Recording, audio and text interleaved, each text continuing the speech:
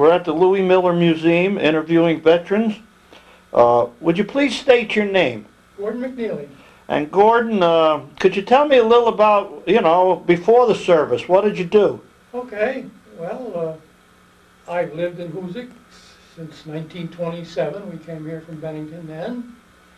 And I graduated from school in the old Walter A. Wood High School. When I graduated, I was only 17, so you couldn't get much work back then. So I did various odd jobs between then and the time that I was drafted. Nothing spectacular happened, I guess. Took me 5 years to get through high school because I broke a leg when I went in, and I had scarlet fever before I got out, so the first year was kind of a loss. But I graduated in 1940 on my birthday, 17th birthday. And that about takes care of me before. All right, and what happened? How did you get to the service? What happened? Well,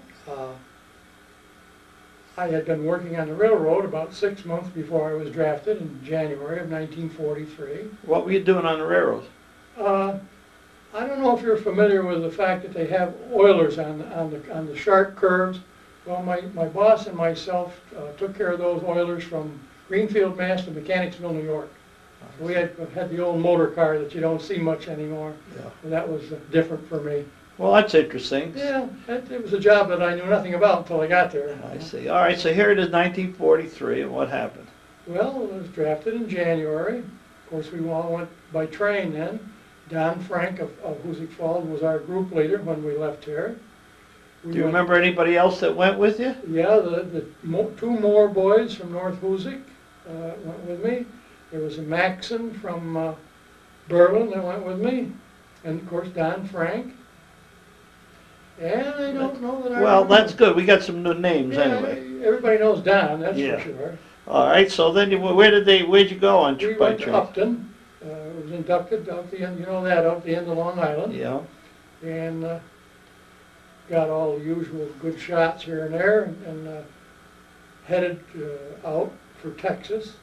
And the railroad cars that we had those old wooden garden benches back then. And we got stuck in a snowstorm, so we sat on those wooden benches all night the first night. Once we got through New York, it took us about, I guess 8 days to get to Texas. They didn't hurry. And I went to Camp Bowie, which is about 100 miles south of the Dallas-Fort Worth area. Got my basic training there.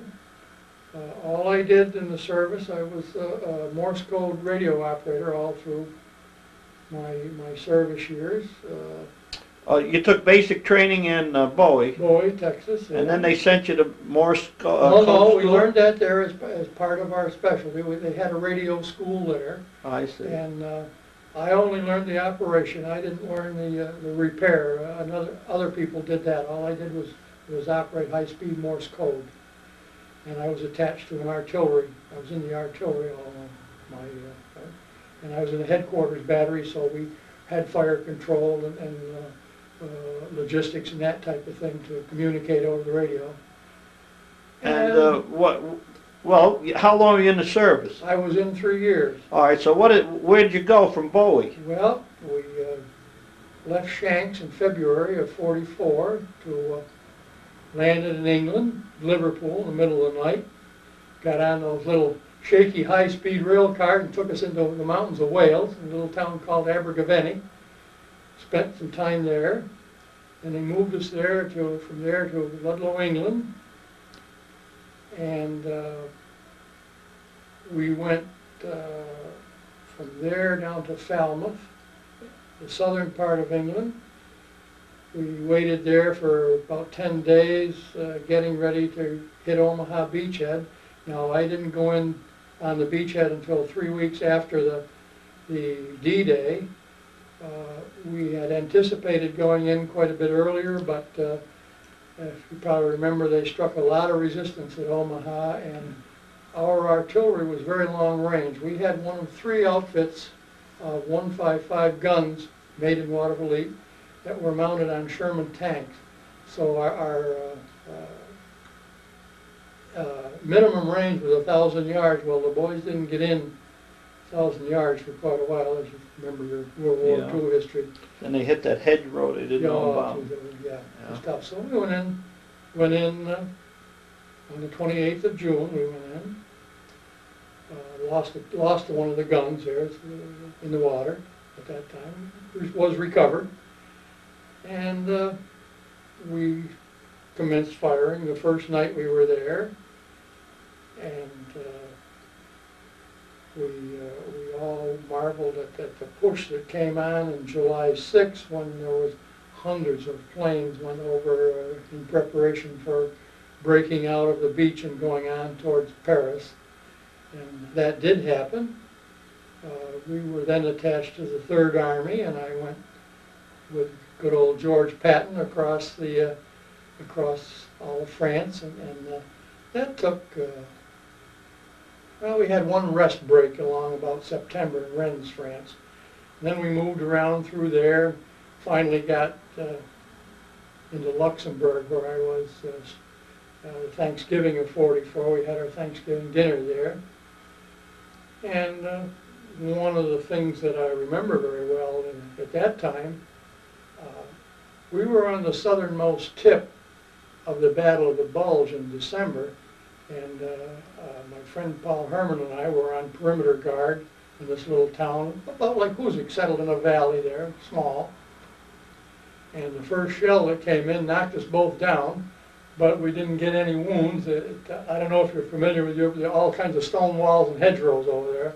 But it landed just the other side of the hedgerow from where we were standing, and the concussion knocked us down, but neither one of us got hurt, except we were pinned down there from about 5:30 in the morning to 10 o'clock before we could get back to our living quarters.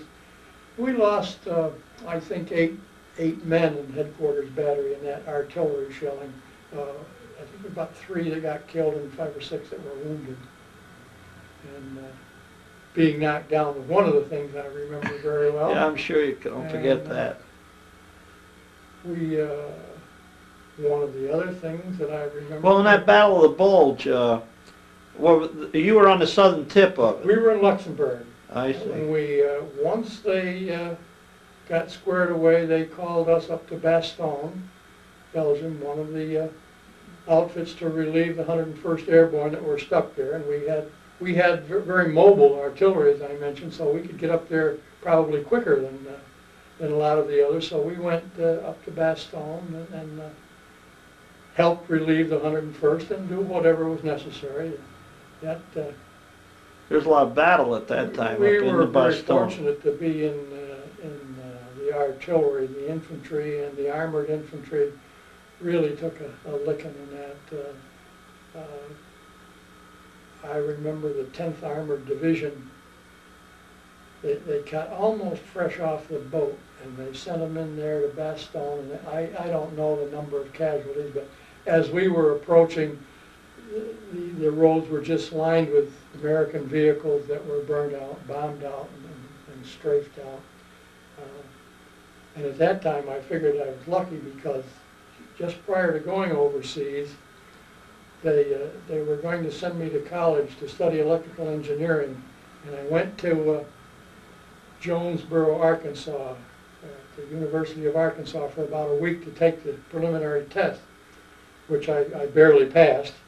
And so I was called in before the board of review there, and he said, "Now, son, you did pass your test, but we look at your academic record and find that you really aren't prepared," which I wasn't. I hadn't studied a lot of math and science in high school. So he said, "If you really want to go in this program, we'll pass you, but he said, it's going to be really tough because you don't have the background." So I opted not to. And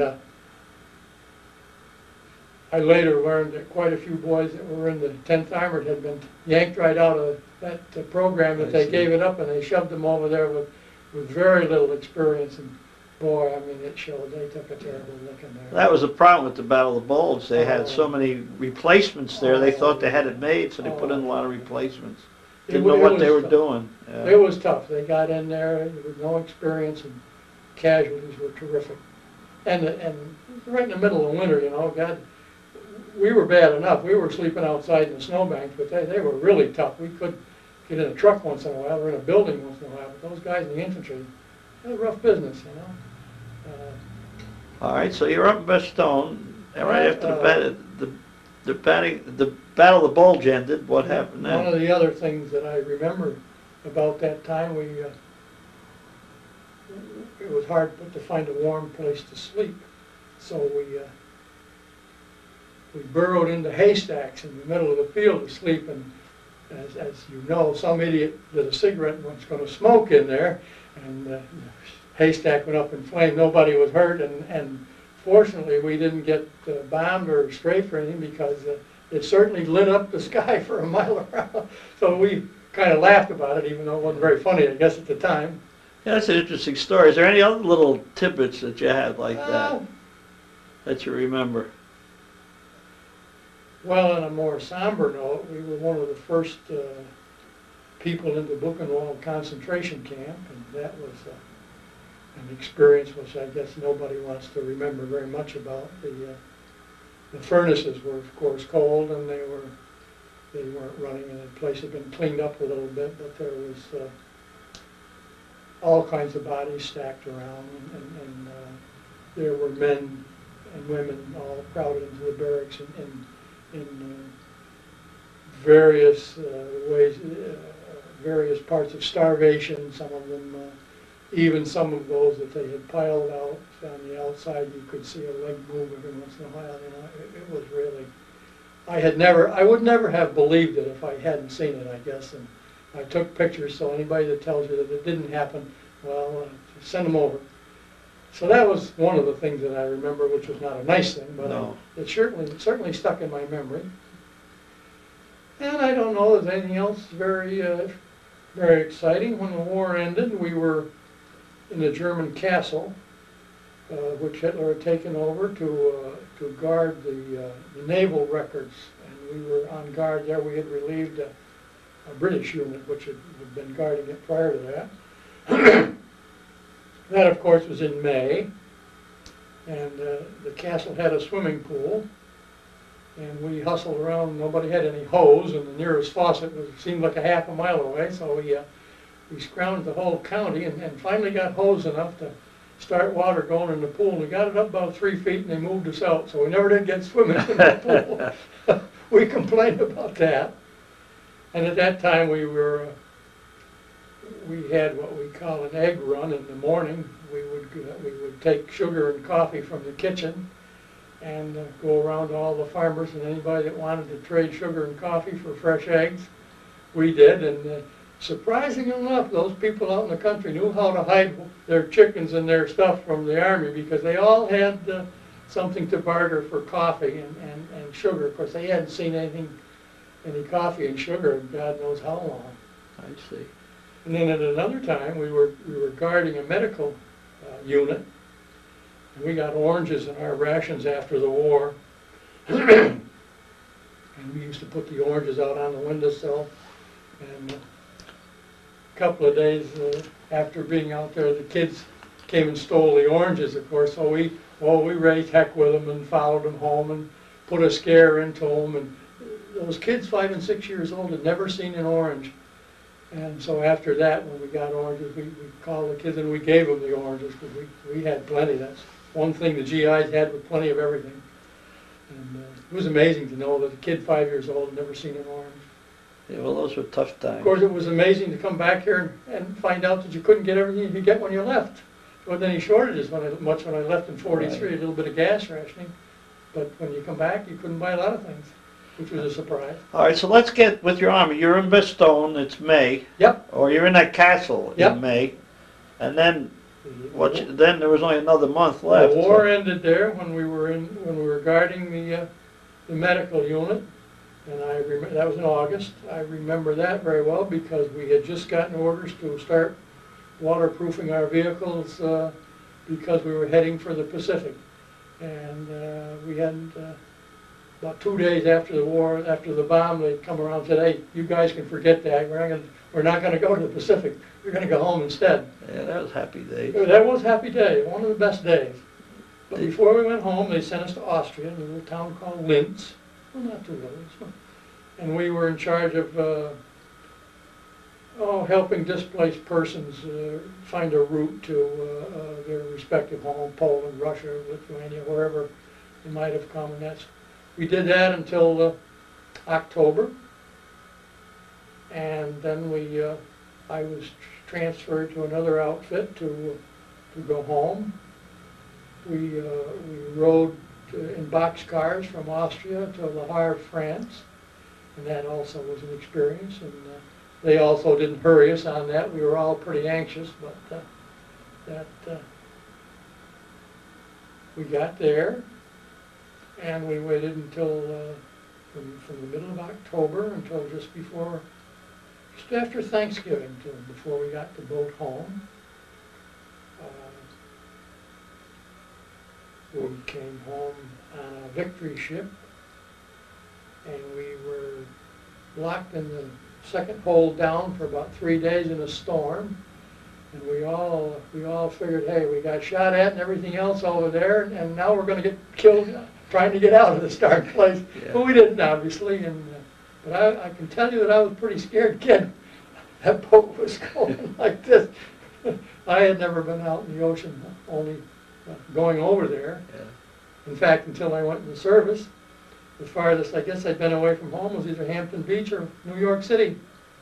So it was a pretty good experience. And where'd you land? Got home in New York, went to Fort Dix, was discharged on December 5th, came home. That's December 5th, 1945. 45. Yeah, just under 33 months. You were overseas 33, or in the service. How long were you overseas? From February 1944 till December 1945. And one of the things that helped me get home quicker than some, because of our mobility, we were in 5 major battles in European theater, and for each battle you got 5 points towards your discharge. Yeah. So I got, a lot of guys only had 1 or 2. And, yeah. So that helped you have enough points to rotate. I was very lucky in that respect. We got home quicker than some of the guys that had been in a long time before me. I see. So all right, so you came back to civilian life. You're out of the service now. Yes. What happened then? Well, I tried various jobs for 2 or 3 years. I tried carpentering, which didn't care much for. I was going to be a machinist, didn't care much for that, and was caretaker at the Colgate estate for 2 or 3 years. And they tore that building down, the mansion, they tore that down while I was there, so I had to get out of there. That's when I went to work for Clee Dodge down at Dodge Fibers back then. So I guess I found my home there because I stayed there for 33 years. You worked for Clee Dodge for 33 years? Clee Dodge, I was the 4th person on the payroll. My first job actually was painting his office on a Saturday.